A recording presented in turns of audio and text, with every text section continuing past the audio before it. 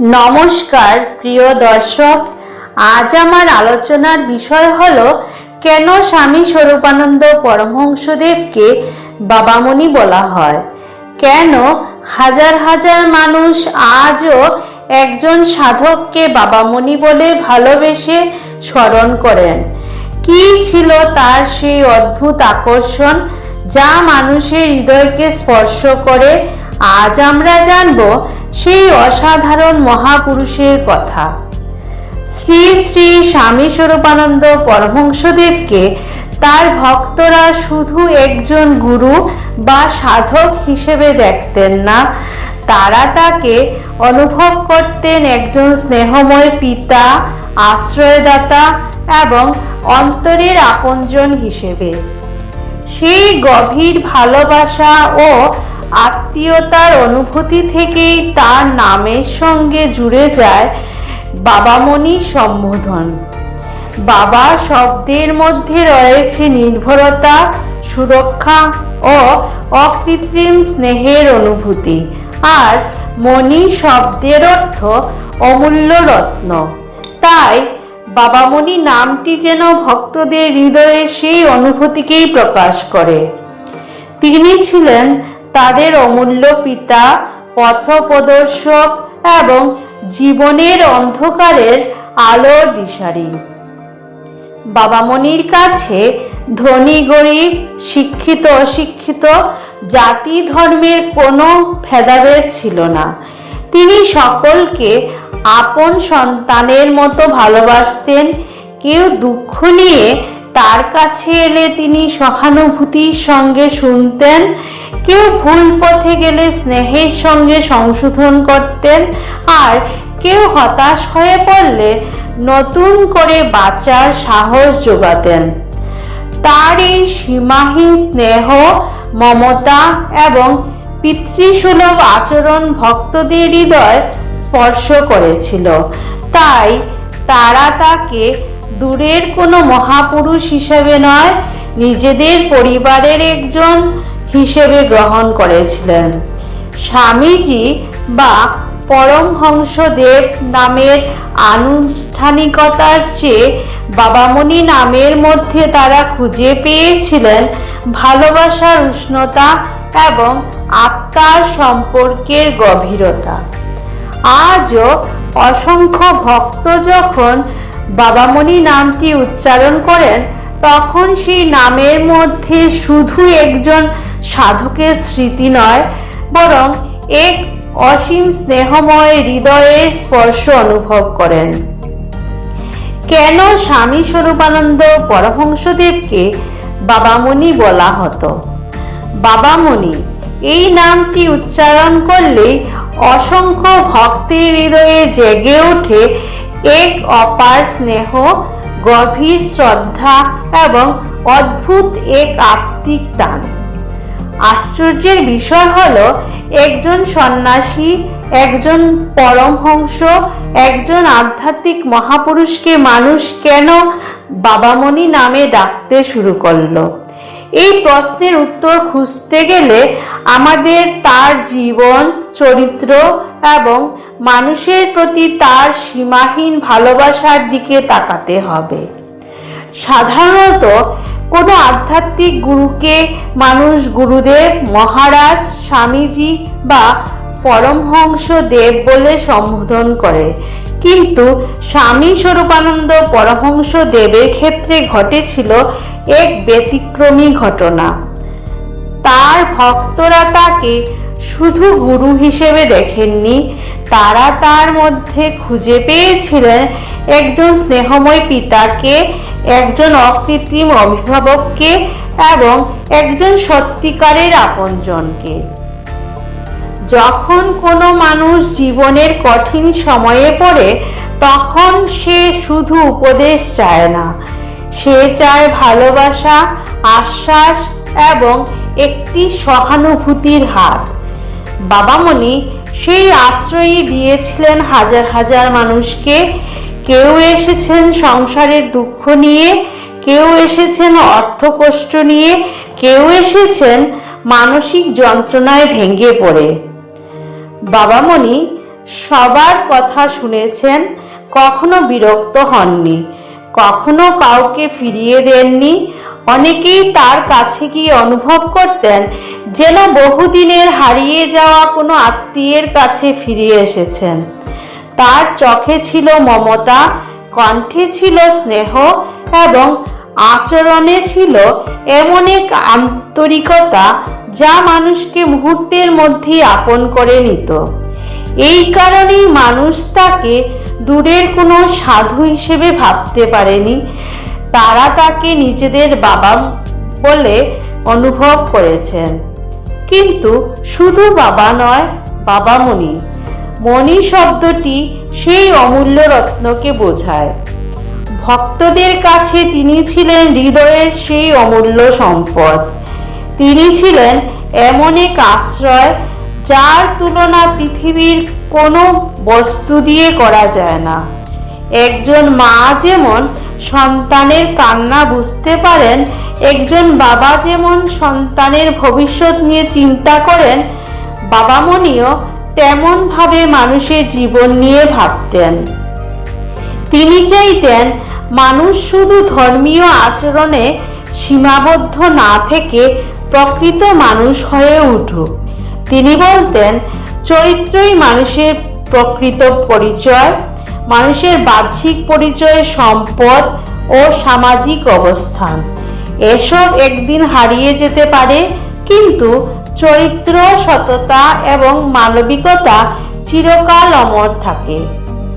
তার কাছে ধর্ম মানে ছিল না কেবল মন্দিরে যাওয়া, পূজা করা বা আচার পালন করা। তার কাছে ধর্ম মানে ছিল সত্যবাদিতা, ধর্ম মানে ছিল মানুষের সেবা, ধর্ম মানে ছিল নিজের ভেতরের অশুভ প্রবৃত্তির বিরুদ্ধে সংগ্রাম। এই শিক্ষা মানুষকে গভীরভাবে স্পর্শ করেছিল, কারণ তিনি শুধু মুখে শিক্ষা দেননি, তিনি নিজের জীবন দিয়ে সেই শিক্ষার উদাহরণ স্থাপন করেছিলেন। এই কারণেই ভক্তদের হৃদয়ে ধীরে ধীরে জন্ম নেয় এক বিশেষ অনুভূতি। তারা ভাবতে শুরু করেন, তিনি শুধু গুরু নন, তিনি আমাদের বাবা। আর সেই ভালোবাসা থেকেই জন্ম নেয় এক অমর নাম, বাবামণি। আজ বহু বছর পরেও এই নামের আবেদন একটুও কমেনি, বরং সময়ের সঙ্গে সঙ্গে এই নাম আরো বেশি স্নেহ, শ্রদ্ধা এবং ভক্তির প্রতীক হয়ে উঠেছে। কারণ প্রকৃত ভালোবাসা কখনো পূরণ হয় না, প্রকৃত স্নেহ কখনো হারিয়ে যায় না, আর সেই স্নেহের চিরন্তন প্রতীক হয়েই আজও কোটি হৃদয়ে বেঁচে আছেন আমাদের প্রিয় বাবামণি। একজন গুরুর চেয়েও বেশি মানুষ যখন কোনো আধ্যাত্মিক মহাপুরুষের কাছে যায়, তখন সাধারণত তার মনে থাকে শ্রদ্ধা, ভক্তি এবং কিছুটা দূরত্ব। কিন্তু বাবামণির ক্ষেত্রে সেই দূরত্ব বেশিক্ষণ স্থায়ী হতো না। তার সান্নিধ্যে এসে মানুষ অনুভব করত তিনি যেন বহুদিনের পরিচিত একজন আপনজন। তার কাছে আসা মানুষদের মধ্যে ছিলেন ছাত্র, শিক্ষক, কৃষক, শ্রমিক, ব্যবসায়ী, গৃহস্থ ও সন্ন্যাসী, সমাজের নানা স্তরের মানুষ। কিন্তু বাবামণির দৃষ্টিতে তাদের পরিচয় ছিল একটাই, তারা সকলেই তার সন্তান।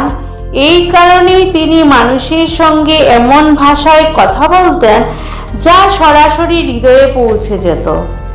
অনেকেই জীবনের নানা সংকট নিয়ে তার কাছে আসতেন।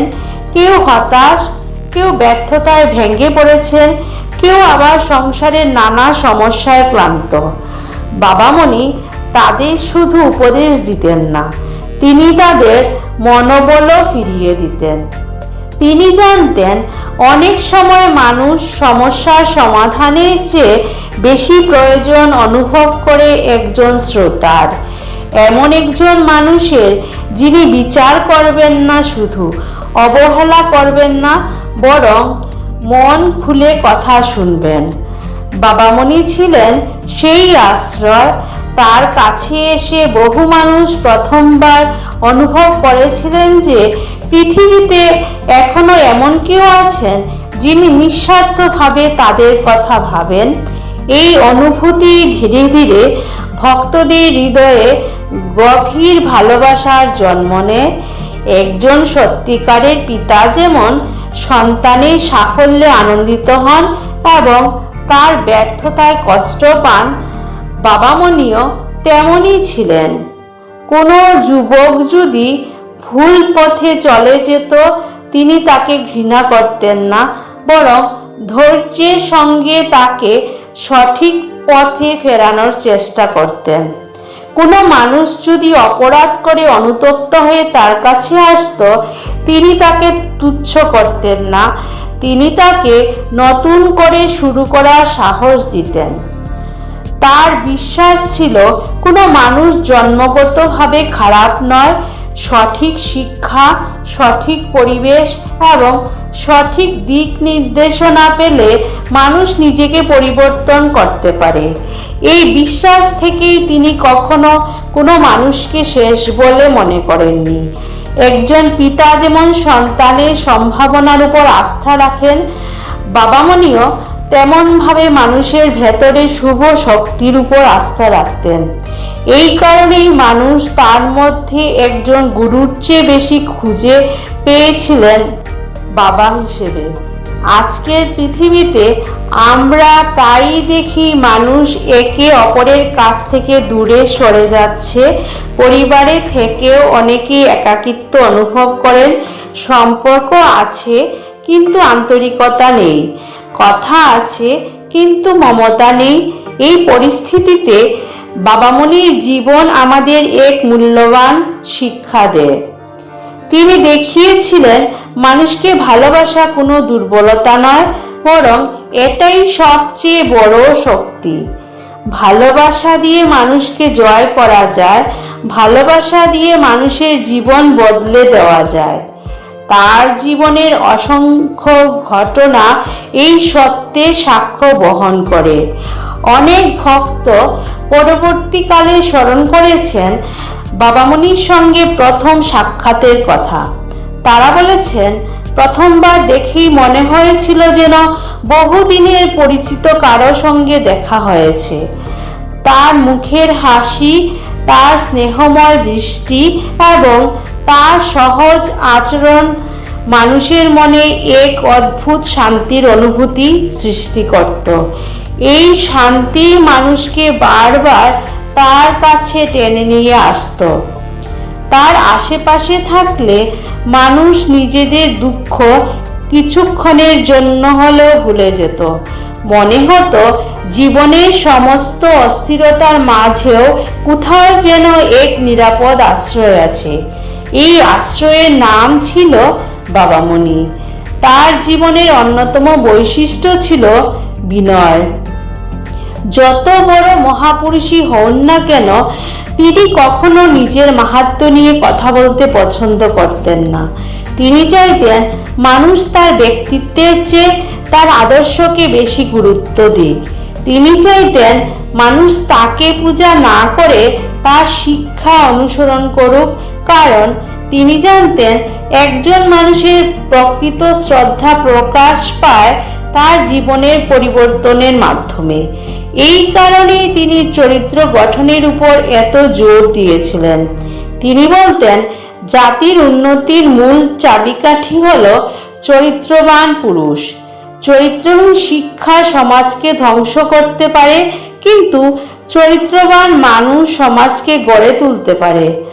আজও তারই শিক্ষা সমানভাবে প্রাসঙ্গিক। আর এইসব কারণেই ভক্তদের হৃদয়ে তিনি কেবল একজন ধর্মগুরু হয়ে থাকেননি, তিনি হয়ে উঠেছিলেন একজন স্নেহময় পিতা, একজন বন্ধু, একজন পথপ্রদর্শক এবং একজন আশ্রয়দাতা। আর সেই গভীর ভালোবাসার ভাষাই হলো বাবামণি। বাবামণির জীবনের অন্যতম শ্রেষ্ঠ দান ছিল সমবেত উপাসনা। তিনি উপলব্ধি করেছেন যে মানুষ যখন একত্রিত হয়ে ভগবানের নাম স্মরণ করে, প্রার্থনা করে এবং আত্মশুদ্ধির সাধনায় ব্রতী হয়, তখন ব্যক্তিগত শক্তি বহুগুণে বৃদ্ধি পায়। বাবামণি সমবেত উপাসনাকে শুধু একটি ধর্মীয় অনুষ্ঠান হিসেবে দেখেননি, তিনি এটিকে মানব মিলন, হৃদয়ের ঐক্য এবং আত্মিক জাগরণের এক মহৎ মাধ্যম হিসেবে প্রতিষ্ঠা করেছিলেন।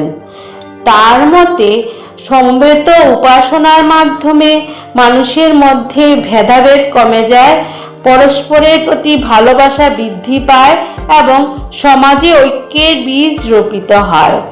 জাতি, বর্ণ, ধনী, দরিদ্র সকল পরিচয়ে ঊর্ধ্বে উঠে মানুষ এক পরম পিতার সন্তান হিসেবে একত্রিত হয়।